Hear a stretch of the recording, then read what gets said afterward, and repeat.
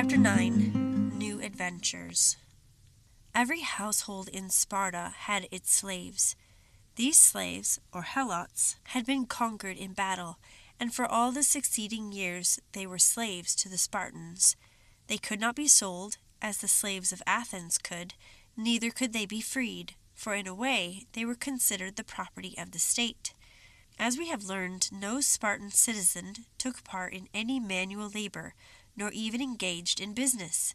His time was spent in the gymnasium, practicing military and athletic exercises, in hunting, in the management of public affairs, and in religious ceremonies and festivals. He regarded freedom from labor as freedom from pain, as complete liberty. Yet the Spartans were by no means indolent, and a lazy man was severely punished and held in contempt. Sparta's laws were not written laws. It was said that they were written in the hearts of her citizens, and they were administered by the senators.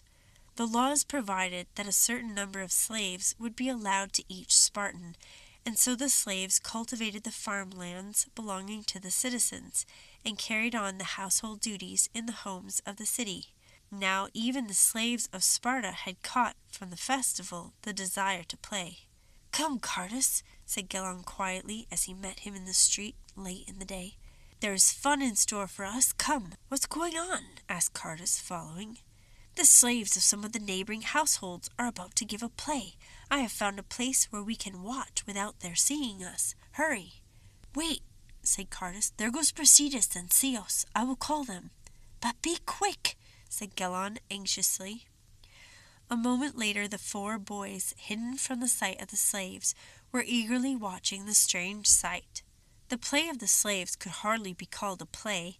It was rather a wild and extravagant dance without rhythm or beauty, and yet in a rude way they imitated various actions and occupations of men. Some of the imitations were funny, while others were simply awkward and common. "See," said Chartas, touching Brasidas' arm. "Watch the slave yonder. He's been drinking too much. He can scarcely keep upon his feet, yet he's still trying to dance." "See him stagger," said Brasidas. "He will fall yet." The interest of all 4 of the boys was now centered upon the drunken helot. As they looked, the man almost lost his balance and tumbled against another of the company. This man turned quickly and struck him. "See his face," said Brasidas. "How stupid he looks." "And how foolish he acts," said Ceos. "Bah!" exclaimed Chartas. "It's no wonder the men of Sparta think it is a disgrace to become drunk." "Look again," said Gelon. "He has fallen." It was true. The man lay stupidly upon the ground, making no effort to rise again. The rest of the company danced on, for most of them had been drinking, and their steps, too, were beginning to be unsteady, and their faces bloated and stupid, while some were growing quarrelsome. "What a sight!" exclaimed Chartas as he turned away. "It seems strange that wine can turn men into such beasts as that." "'Tis a good thing to know that it does," said Gelon. "Yes," responded Chartas, "it is a good thing. I am glad that Spartans are taught to despise drunkenness." "Ah, here's Orestes," he cried, as they started down the street, and darting forward he was soon at the side of his captain. "Well," exclaimed Orestes, "where did you come from so suddenly?"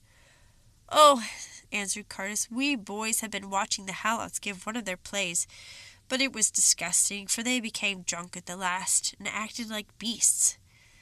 "'Tis good that you saw it," exclaimed Orestes. "Drunkenness truly does make men like animals, or worse, for it stupefies the brain." "Hark, do you hear the music?" asked Brasidas suddenly, for the other boys had also overtaken their captain. "Listen," said Orestes. The boys stood still for a moment. "It is a cithara," said Orestes, "but different. I cannot make out what the difference is." "Let us see who's playing," suggested Ceos. So together they hurried down the street.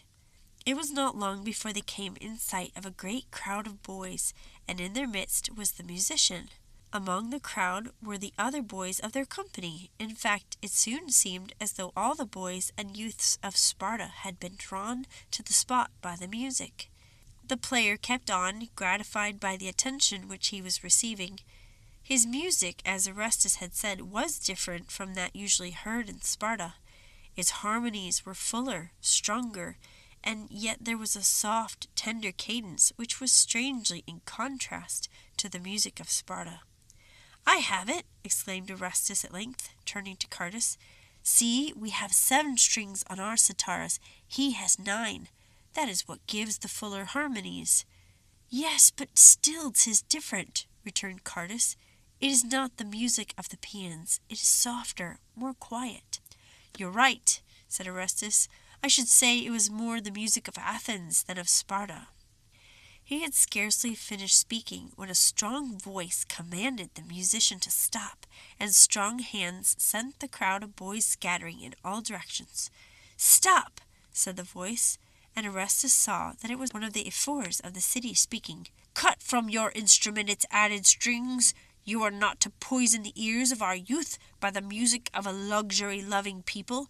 The Spartans are not of such. Our music is free, bold, inspiring. We will keep it so." Abashed, the musician placed his instrument in the outstretched hand of the ephor, who cut off from it the added strings, while the boys who had listened sped away to their quarters, and dropped, still half frightened at the anger in the ephor's voice, upon their hard little beds.